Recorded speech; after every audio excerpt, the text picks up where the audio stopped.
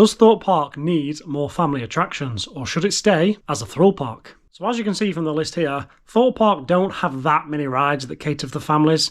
The majority of the rides there, they're all 1.4 metre height restrictions, and it's really difficult for smaller guests to actually go on these rides. So that brings us on to today's video then. So why are we making this video? Why are we going through it? Well, I've had quite a few comments pop up now on various videos, as well as social media posts about this topic that Thorpe Park don't have that many family attractions. I also put a poll up on my channel here a couple of weeks ago, and I've got the results of that poll to talk through you as well, so make sure to stay to the end to check those out. Also, with the introduction of Universal, which is almost certainly going to land on our shores very soon, I think this is a good time to discuss the pros and cons as to why. So, what actually is a family attraction? What are we talking about when we say a family? So this is an attraction that's designed to fit the whole family. Anything from little Timmy all the way up through your teens and your adults. This is something that's got a slightly lower height restriction. So normally these we do see around 1.2 meters. That just means that more people of certain heights can get on these rides. And that's what we're talking about when we say family attractions. So a really good example of a family attraction then is something like Wicker Man. It is a very good ride. This also always got a queue. This ride all day is 2-3 hour queues because it's such a fantastic family attraction. And you've got everyone of all ages and ranges that go on this ride from start to finish of the day. So something like that, that's kind of what we're talking about, in terms of the family rides. So the first point then as to why we should go ahead and do this is, again, Universal. So I don't believe the park we're going to get in the UK is going to be like Islands Adventure. I think it's going to be a little bit more toned back, a lot more attractions for the family. And also, due to the fact it's based here in the UK, there's going to be a lot more indoor rides, things like your indoor coasters, dark rides, things like that. There might be one or two really big kind of standout attractions. The majority of the rides here are going to be smaller, that 1.2 meters, that the majority of the family can go on. And with Universal bringing all these families to the park, this is also a massive opportunity for Merlin to capitalise. If they brought in a couple of smaller attractions, something that the whole family can go on, they're going to take some of the audience there from Universal and they're going to bring it over to Thorpe Park. So that is the first reason then, is the fact that because you're going to have such an influx of family, people travelling for Universal, this is going to bring in more guests and more money for the park. Another point as well, Thorpe Park is on an island. It is the island like no other. I do miss that branding. Base at the park is at a premium, and normally, again, this is not like all the game, but normally the family attractions do tend to be smaller. They're normally not as tall, not as long, not as big. They normally take up less space. And obviously being an island, you could fit maybe, 3 or 4 family rides to one massive coaster, something like that. This might be a great option for them to kind of get as much on the island as humanly possible before they run out of space, basically, and have to start removing attractions to fit more in. They normally come in slightly cheaper as well. So obviously we know Merlin are having quite a few financial difficulties recently. They're looking at selling off things like the Sea Life centres. So maybe something cheaper might be a great option for them. Now again, huge caveat here, this is just generally speaking, Wicker Man still costs 16 million, so it's not exactly that much cheaper, than something like Hyperia that was 18 million. Also, you've got to take into account that Wicker Man's been there for quite a few years now, so when you factor in inflation, they were probably a similar price. There are exceptions to the rule, but generally speaking, family attractions do tend to be a little bit cheaper. My final point then, revenue. Families tend to spend more. When you've got, a family, you've got mum, dad, and the 2 children there. Little Timmy, he wants photos, he wants merch, he constantly wants feeding.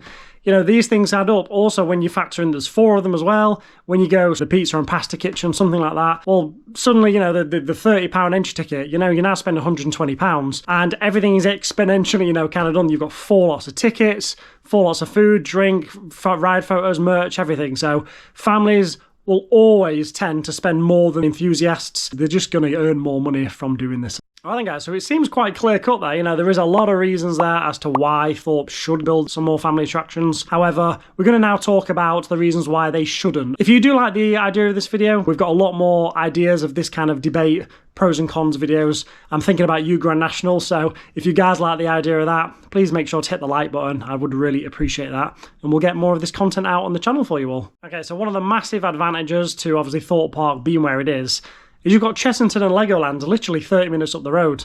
So really, does Thorpe Park need to put all these family attractions in? They're all owned by Merlin. Merlin owns the same park, so why would you spend a lot of money, changing Thorpe and putting more family attractions in Thorpe when you could just put them in Chessington? Merlin, I believe, do think the same, because they're pumping a lot of money now into that new Minecraft area where Wild Asia used to be at Chessington, and I do think that is in relation to the fact that Universal are pretty much guaranteed to be coming here in the UK. Why would Thorpe do this when you've already got two established family parks pretty much up the road?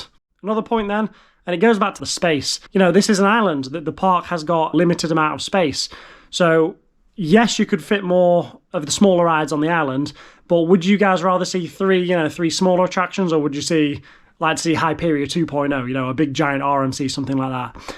I know which one I'd like to see, and I think I know which ones you guys want to see as well. Again, stay tuned for those poll results, as we're going to go through them shortly, as there is some quite interesting things that I found from these results. And again, I'd love to know your comments down below. The last point then, and the main point why I genuinely do not think, and that this is my opinion now, I don't think Thorpe Park should build any more family attractions.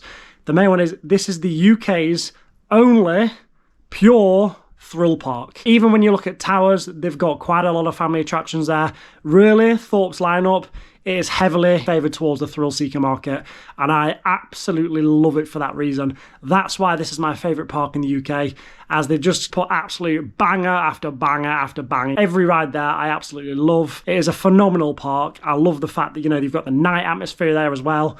Also, if there's more families going to come to the park because there's more family attractions, what's that going to do to Fright Nights, for example? Are they going to have to tone it down slightly, add more lighting? Because I can't imagine that 6-year-old little Jimmy is going to really enjoy walking around the park with the ominous music, the lighting packages, actors scaring around. I don't really think that it's going to work very well for that. And again, I know that's just a couple of weeks of the year, but it goes on. What about late night riding? What about these other things? I believe these may have to be toned back if Thorpe Park do change their demographic to a more family audience. So for that reason, this is why I do not think Thorpe Park should build any more family attractions. Okay guys, so we're going to have a quick look at these poll results now. So we'll jump over to the screen and we'll see what we think. So as you can see here then, so these are the results of the actual poll that we've got. The majority, 2/3 of the results here, is kind of agreeing with me, saying, no, we don't want any more family attractions at Thorpe Park. Now, the reason I've done it, asking if you've got a family or not, is basically, if we had 90% of people say no and 10% say yes, well, does that mean that the 90% of people don't have kids and the 10% do? Because obviously then we need to look at that factor as well, because clearly if you've got small children, I would think that's going to be the majority of the people that want these kind of family rides. So that's kind of why we incorporated that into the results. So the two really you want to be looking at here is the yes, I don't have a family, and the no, I do have a family. Because those are kind of the outlier ones, really. Because if you look at it, yes, I want more family attractions, but you don't have a family, well, then that just means that you like those family attractions. You'd probably ride on that, of all ages. And then again, also, if you've said no, and you do have a family, why is that? And we've actually got a really good comment that I'll read you out in a second from one of the viewers there, so thank you very much for that. Most families do have a thrill seeker in it, whether it's mom, dad, or one of the kids. Just to say families only ride family attractions, again, I think that's unfair. I do think that thrill rides also bring in quite a lot of guests there as well, including families. So, look at Hyperia. It's got 3-hour queues all day. There's people of all ages go on that. So altogether, you've got about 72% all in say no, and 28% there say yes. So that's kind of what we're looking at in terms of the results there. Do you guys agree with me here? Do you think I'm wrong? Do you agree with everyone that's gone on this poll? What do you guys think? Let me know down below. I also just want to touch on this comment here that we saw.